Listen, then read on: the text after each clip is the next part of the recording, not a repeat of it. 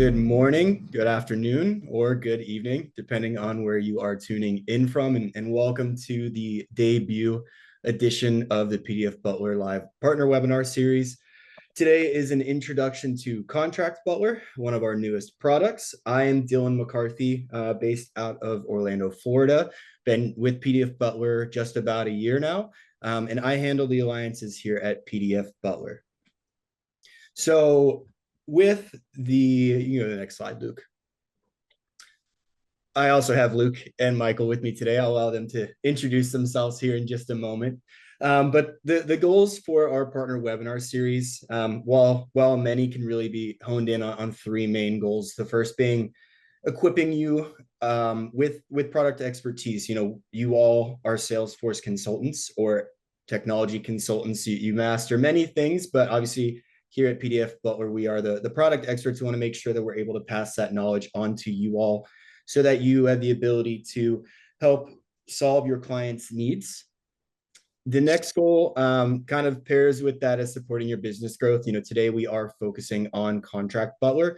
That being said, we have a vast array of solutions from DocGen, eSign, forms capabilities, as well as collaboration tools. And so with our artillery of solutions, making it very viable for you to earn service hours with your clients.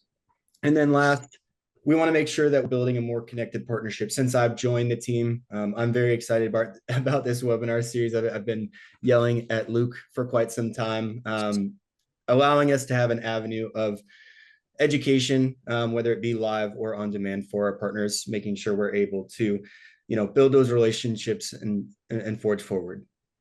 So for today's webinar, quick agenda, do the product overview from Luke. We will have a live demo from Michael. We do have some messaging to be able to send to your clients, and then we'll follow it up with some questions and answers at the end. So with that, I'll go ahead and pass it off to Luke. Yeah, thank you, Dylan. Yes, and Dylan has been bugging me about doing this webinar series, so that is true. So we are now here, and sit down and be ready for the next installment of this one and for a future long series. So as Dylan mentioned, my name's Luke. I'm the operations director here at PDF Butler, and I also manage the sales and marketing team here as well. So it's great to join you all, and thank you all for attending. So let's dive into Contract Butler. So our newest product. And so the reasons of why we created it.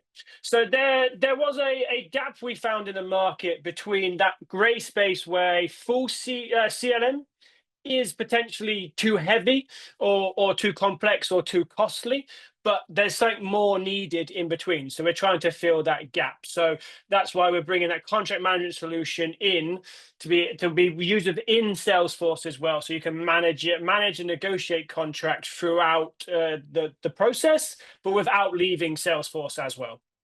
So how does it work? I will promise you there's not loads of slides here. This is just a small bit of propaganda before then we dive into the real good stuff which Michael will take over and actually show you the product in real life. So of course we start with a template. Yeah, creating that template and using the Salesforce integrated template builder, where you can customize the sections, the clauses, to how you need to build those contracts up as we go through the process. Then being able to modify those contracts as well, with the content editor, making changes, adding comments, that real back and forth that happens throughout that process of negotiating a contract. Then, of course, send it for signature. So Contract Butler is now part of our suite. So then that then coincides with, of course, our PDF Butler, which will then generate the actual final contract once all the negotiation has happened and has gone back and forth. Then, of course, I'm hoping everyone wants to sign a contract as well. So then we're leveraging Sign Butler in order to sign that. So those three products working together in a nice, well-integrated way, which Michael will show us in a little bit. But just quickly, I want to touch upon some of the challenges that we see for when a CLM isn't in place, and then sort of how that benefits by using Contract Butler. So that time-consuming negotiation process, back and forth emails, Word documents exchanging, etc., which can just get lost in translation, lost in mailboxes. Therefore, we want to keep everything streamlined into one specific place. Coming back to that, link to that, of course, is tracking all those changes and what's been approved, what hasn't been approved. Again, centralizing everything within Salesforce. We're not leaving Salesforce at all to manage this process.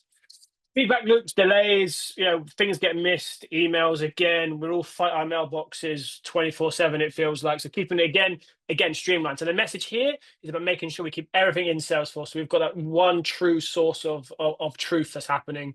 And again, trying to reduce bottlenecks. Yeah, there's always a bottlenecks within the approval processes, especially internally and also externally. So again, the integration between the contract, the e-signing, all of that working through in a nice, smooth manner, which is easy to do. Yeah, that's what we want to do. All of our products, for the guys on this call who have used any of our products to date, will understand the ease of use is a number one factor. And this was our next evolution by bringing Contract Butler into this space. So now we get to the good bit, and I will shut up and I will hand over to my wonderful colleague, Michael, who will then run us all through Contract Butler.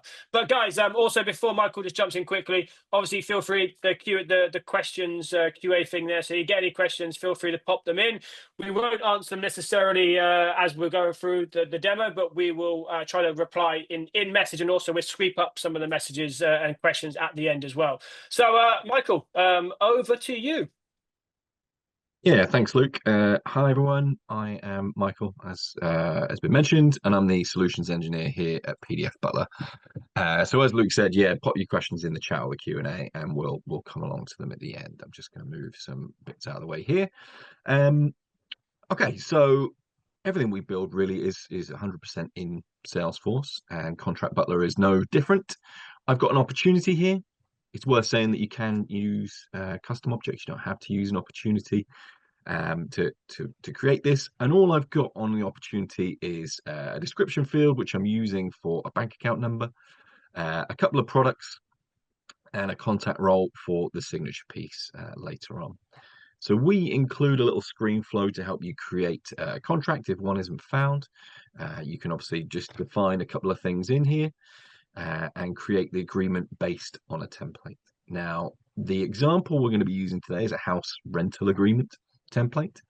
And this is going to create and start up essentially Contract Butler, what you're seeing now.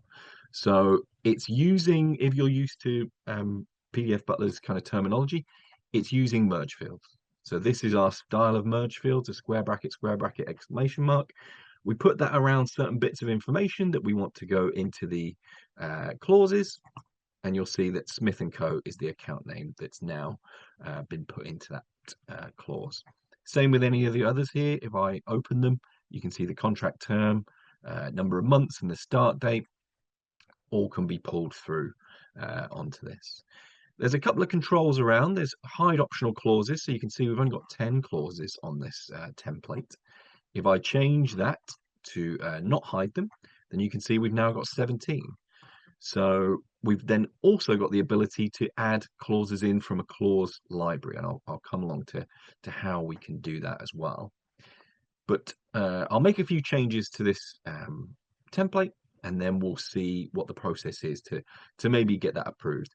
And in our situation, the approval is quite basic. It's me, maybe a salesperson saying, right, I'm going to change some certain clauses here about the let's say Tuesday of each month, and we've just left these in blue. These are essentially just a rich text field for each of these that are controlling it. I say, right, that's going to be based on a Tuesday, and I'll change this as well, actually, to bank account number, and then that description field is putting a number in there. I'll make a change to another one as well, and this will help us because now we can see that these two clauses have been changed, and they'll show up in various different ways on the left-hand side here. Now you'll see it's warning me that I've got to save things as I go along, but we've also got the ability to turn that on, turn that off. There's an autosave mode, so now I don't have to press save as I go through and make changes. So if I now change this from the 5th to the 4th day of the month, and you'll see it just saves it as I save that clause. Now, along the left-hand side, there's a couple of different just controls for going through this. This is a table of contents. If this is a really, really long set of clauses, then you're going to want to be able to jump to a certain clause. On This section, you're going to see different versions as we go back and forth and submit them for approval, and they get denied or accepted. You'll have different versions there. We also have obligations. Now, these are Salesforce tasks that you can link to a certain clause. So you do that by clicking this little link here, and I'm going to assign this to a user, and it might be an email that needs to be about a renewal of contract, and I don't want to forget about this, or maybe a kind of change of terms. If I say it's got to be before the end date by 90 days, then that's just going to create that task in Salesforce. But also then, when I change any of this, if I just put a couple of spaces on the end here, you can see that it's warning me that I'm making a change to this clause. It's showing me what the obligation is. So if I have changed something in that clause, I might want to take a look at the corresponding obligations as well. They're then listed here in this little section. Any email activities that will be sent back and forth can also be shown while you're in Contract Butler. And then there's two ways of looking at the version history, or three really, once we get to the approval end. So you can just see them as a list here. So I can list out, that was the couple of spaces I added there. So there's some obligation that's been added. Here's the redlining where I changed it from the 5th to the 4th. And here's where I changed it from the Tuesday to bank account number. Alternative to that is this section, which gives you a little bit more control. If you've got then multiple versions, if you're on version 6, you're probably not interested in the changes that were made in version 1. So you can filter that down to the versions that have been made, perhaps the versions that have just been made today, the type of change that has been made, if you just want to see all the obligations between a certain date, search against the clause name, and also search against the author, because there could be multiple people here that are able to create this contract. And it's worth saying as well, so something that's kind of invisible and a bit hard to kind of show, is that you can have different templates and different logic that say clause 3 is, payment terms 30, 60, 90 days, and that can be pre-approved.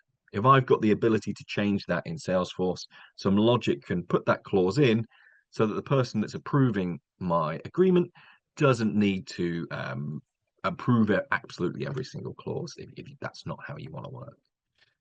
And then this final one was just the autosave settings, which we are aware there is a spelling error on, because that's quite new. So if you were going to put that in the chat, we know about it already. So we made 2 changes to this. I'm now going to submit this for approval. And this is going to just use standard Salesforce approval if you want, or we can also plug that into more complex approval flows if you need to as well. And now, as you can see, there's a slightly different view. If I now jump into the approver end, and we'll take a look at how the clause library works in the next kind of cycle. There's been emails going back and forth. There's a notification here, obviously just about the approval. And I'll say, yeah, okay, I'm happy with that change, but I'm not happy with this one. And if I click this button here, if this is a really, really long set of clauses, I can filter it down so I'm only seeing the clauses that are actually relevant to me, and the ones that are unapproved and ones that I need to actually look at. And because I have rejected at least one of the clauses, I've got to reject the whole thing. But 2.2, as it's been approved, is going to stay approved. And also, if I am approving these sets of terms and conditions, I might wonder what the rest of the document is that I'm kind of approving. So your whole kind of overall template can be shown as well. So this is just the terms and conditions. This is just obviously a header image, but the whole kind of terms and conditions might be part of a longer document.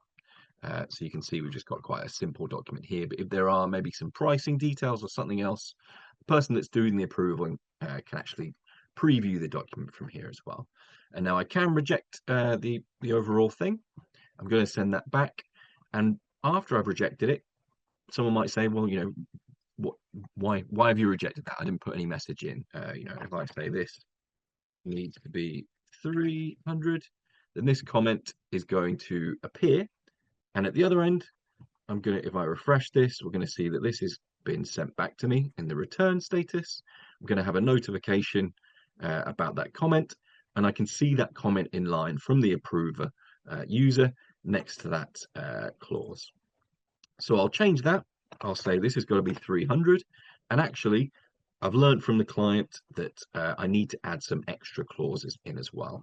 So I'm going to now add one in here, or let's put it right before the last one. So before number 17, I could just type a new clause in. I can add a sub clause and that'll renumber and add this to the 16.1. There's also this clause library. Now this is going to allow me to have multiple different types of clause that I can then search against. I can obviously have come in automatically based on logic as well. But if there's a clause library and it's not always sure what you might want to do, then you can have them broken down like this. So you can have them across categories and subcategories that are then going to filter down and say, right, I'm going to choose this particular clause. And as I press insert, it's going to insert itself, do all the correct numbering for me, move clause 17 to clause 18. And as you can see, I've now got the ability still to make changes to these inserted clauses. So I've changed the one that I was asked to. I've inserted some more. I'm going to submit that for approval again. And this time we'll pretend that that's all good, that we're happy with the kind of changes that have been made. But we do want to send this externally before we actually send this for final approval. So once I've approved that, what I can do is share this kind of externally. I've got to do that from the approver end. So if I go to share contract here, I can use a Salesforce contact. I can just use an email and a name, but I'll share this with John Smith. They're going to be the eventual approver of this document. They haven't got a Salesforce login, but what they do get is a link to see these terms and conditions. And they're able to see no other controls on the left but the table of contents, all of the clauses as they're up to per this version, and also the comments if you want to. They might say, you know, oh, please can this be less? And again, their comments, which are the only thing they can really do on this kind of external basis. If I now go back to the contract and refresh it again, I'm going to be getting notifications about the comment that's been left, and I can see that in line, and there's a little indicator to show that that's an external user. If you've shared it perhaps to John Smith externally, and you've got an internal John Smith as well. So yeah, that's how you would kind of go round and round the houses. I'm going to approve this contract now. I'm going to, if I click the header, if I click number 17, there's a little shortcut to approve all of them that are part of clause 17. And then I can, this is for approval. So then I'll need to go back to the approver end and do the approval here. There we go. So once I've approved all of these, I'm going to get the ability to press approve. This time, the comments that go in that just end up in the email that's sent with approval. And now when I go back to the actual opportunity, if I use this button here, it's going to take me back to the source record.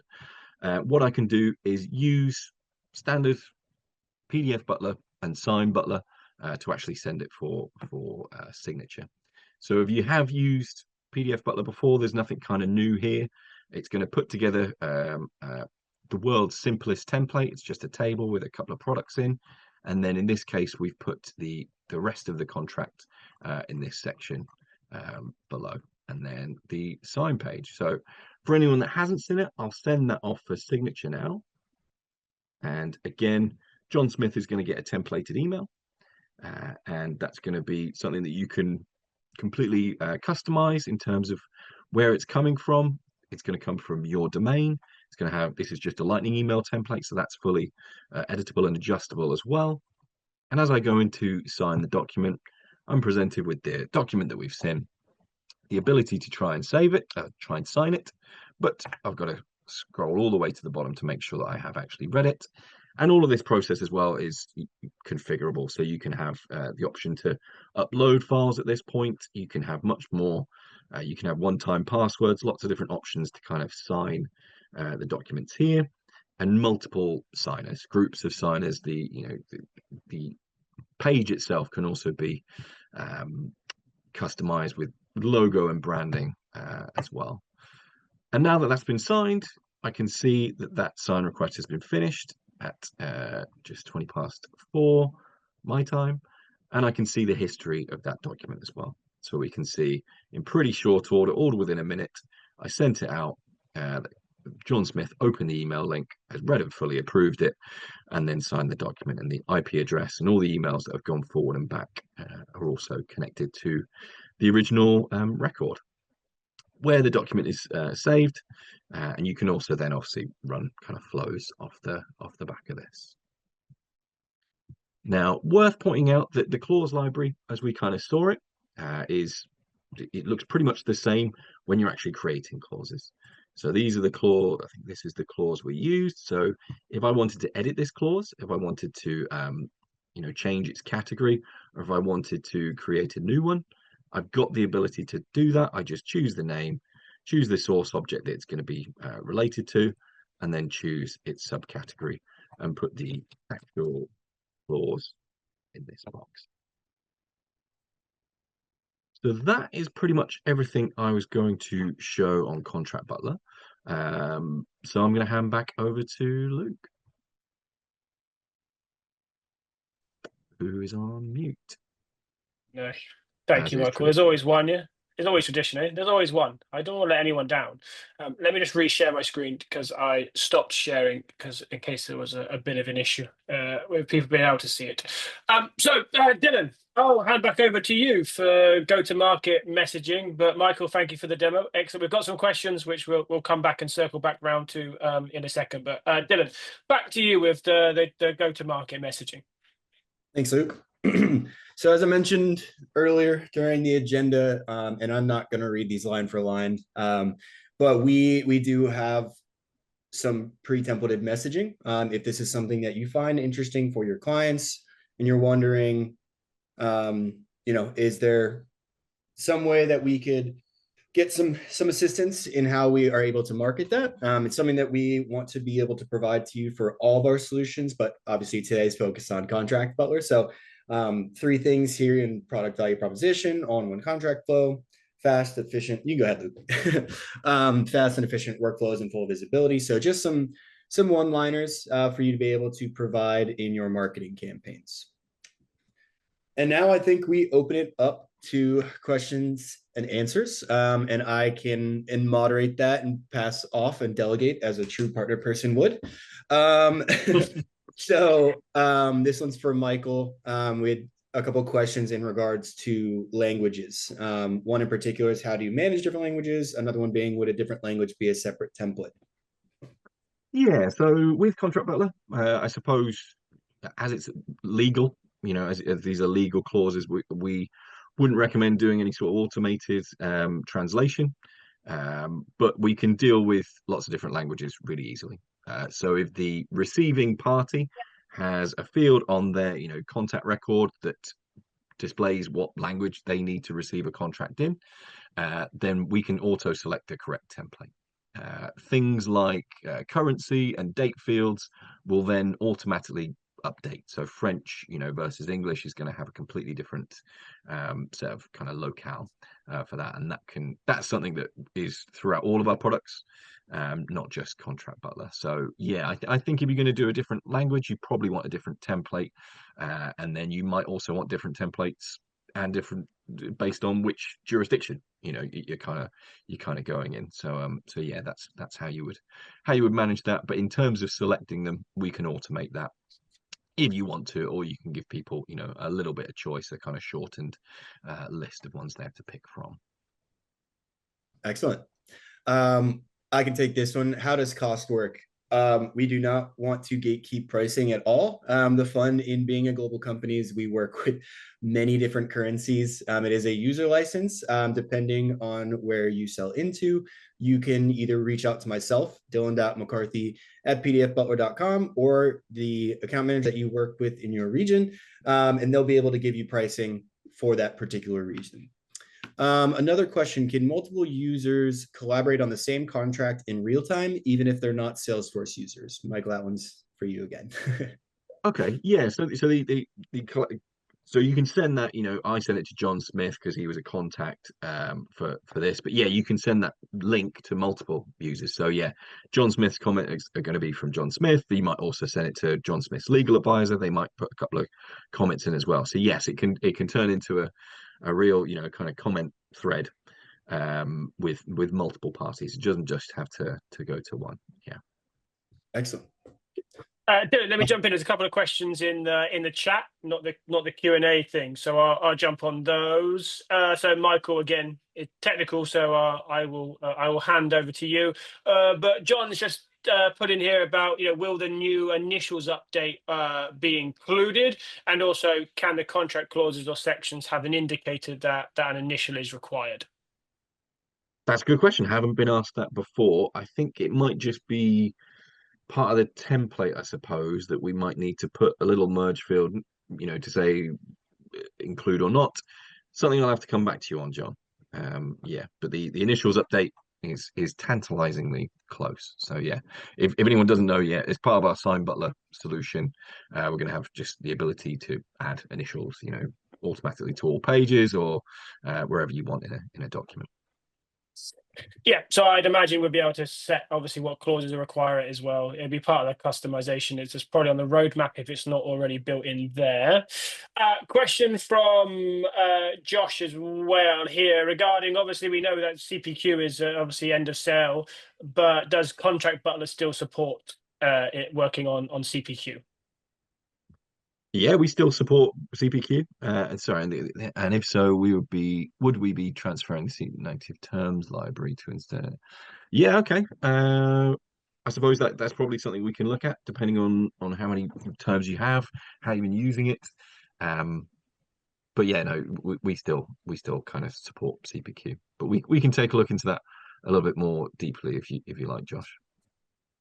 And then the last one I've got on here. Oh, actually, hang on a minute. There's one before I just missed. So, Isabel, is there a limit on the number of contract templates you can have? Nope, it's all just Salesforce data, so just standard Salesforce record limits, however high they go in the thousands. So yeah, no kind of license limit there. Yeah, and just to come back a little bit on the question about pricing, obviously it's going to be a per user pricing, etc. Like our standard sort of PDF and Sign Butler licenses as well. The question here from Walter. So obviously signature being leveraged by Sign Butler, correct? So does Contract Butler include Sign Butler? So I'll take this one. So yes, so Contract Butler is an add-on fundamentally to PDF and Sign. So therefore, for Contract Butler to work efficiently, as you've seen by the awesome demonstration by Michael, is yes, it's a mixture of PDF, Contract, and Sign Butler, the three products working together. So it's an add-on if the customer is already using PDF and Sign, or then you can buy obviously all three together if it's a net new customer to the wonderful world of PDF Butler as well. And then there's a couple more questions in the yeah. Q&A. Were you gonna? Yeah.